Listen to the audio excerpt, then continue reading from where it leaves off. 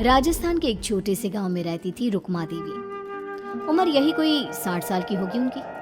गांव के लोग कहते थे कि वो औरत नहीं बल्कि डायन थी, क्योंकि शादी होते ही रुक्मा के पति की मौत हो गई और फिर धीरे धीरे उसके परिवार के सब लोग एक एक करके खत्म हो गए। और साथ ही गांव में पड़ा अकाल, जमीन सूख गई, खेती सूख गई, लोग भूखे मरने लगे। रुक्मा को गांव से बाहर निकाल दिया गया और तब से वो गांव के बाहर झोपड़ी बनाकर रहने लगी। कोई भी रुक्मा के घर के आजू बाजू से गुजरता तक नहीं था। एक दिन गांव के रहने वाले रतन और उसकी पत्नी आनंदी को दूसरे गांव से आते वक्त रात हो गई और अंधेरे में रास्ता भटक के वो रुक्मा की झोपड़ी के पास जा पहुंचे। अरे आनंदी, ये क्या हो गया? हम तो रुक्मा डायन की झोपड़ी के पास आ पहुंचे। अब तो सब बुरा होगा। जल्दी जल्दी से निकल यहाँ से। हाँ जी, सही कहते हैं आप। ये डायन हमको खा जाएगी, जल्दी भागो यहाँ से। तभी रुक्मा झोपड़ी से बाहर आती है। अरे रुको, तुम लोग यहाँ मेरी झोपड़ी में आराम कर लो और देखो, इस रास्ते पर आगे मत जाना।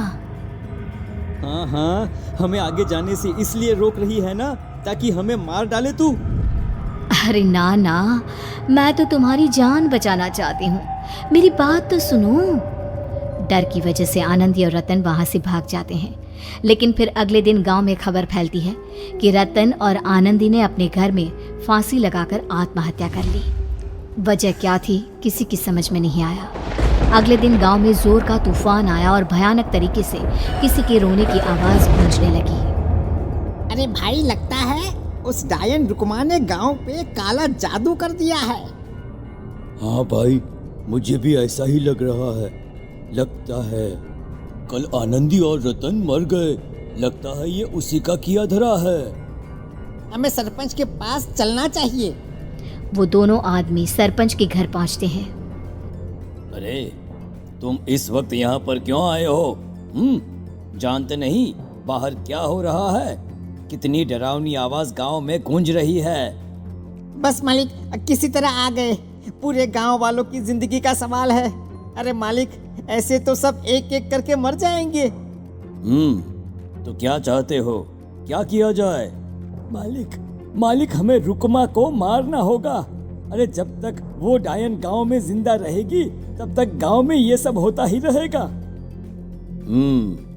शायद ठीक कह रहे हो तुम लोग, मगर ये काम करेगा कौन? मालिक, अगर आप कहे तो हम दोनों मिलके इस काम को अंजाम दे दे।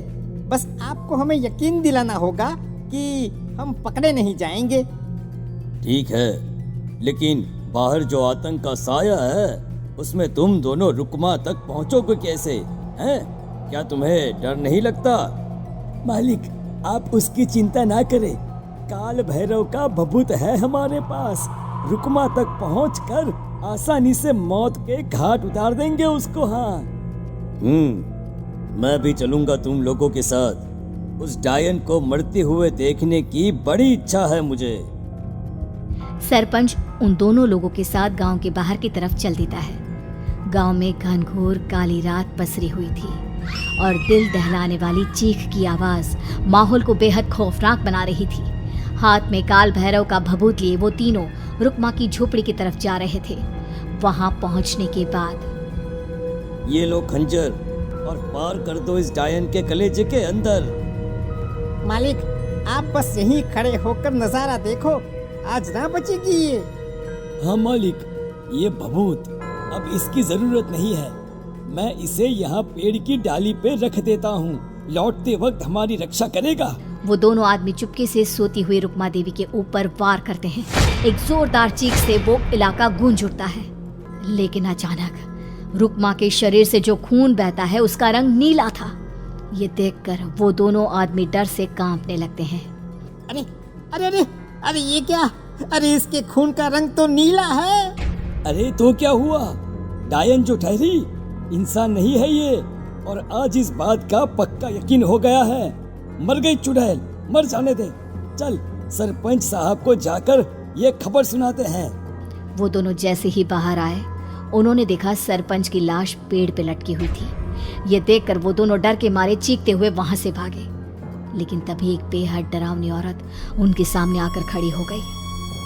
कहाँ जा रहे हो? तुम्हें क्या लगा किसी का खून करके बच जाओगे तुम? कौन हो तुम? कौन हो? हमने तो डायन को मारा है, कुछ गलत नहीं किया भाई। वो डायन नहीं थी, वो इस गांव की रक्षा कर रही थी। तुम कौन हो? और तुम्हें कैसे पता वो कौन थी? उसने रतन और आनंदी को मार डाला।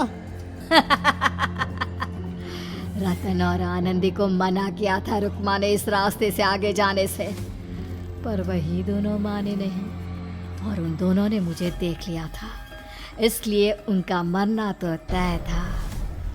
क्या मतलब तूने मारा था और हम समझ रहे थे कि रुक्मा ये सब कर रही है?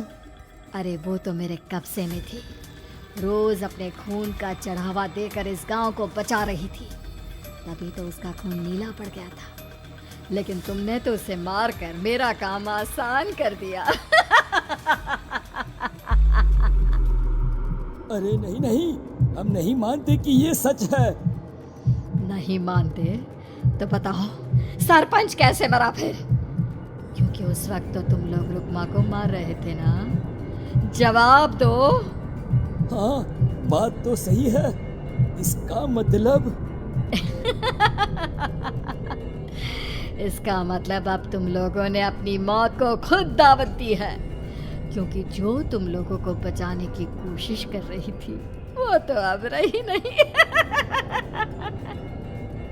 अरे लेकिन कौन है वो जो हम लोगों को मारना चाहता है? आत्मा, रुक्मा के घर वालों की आत्मा।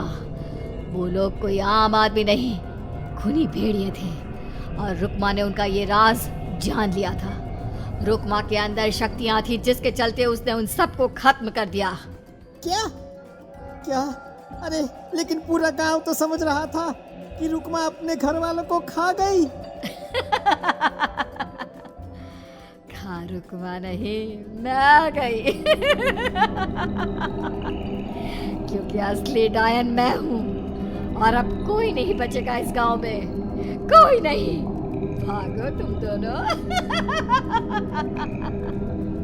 वो दोनों आदमी पागलों की तरह भागते हुए गांव पहुंचते हैं। वहां देखते हैं कि पूरा गांव खुद की नदी बन चुका था, हर तरफ लाशें ही लाशें पड़ी थी और रुक्मा के मरे हुए घर वाले उन लाशों को खा रहे थे।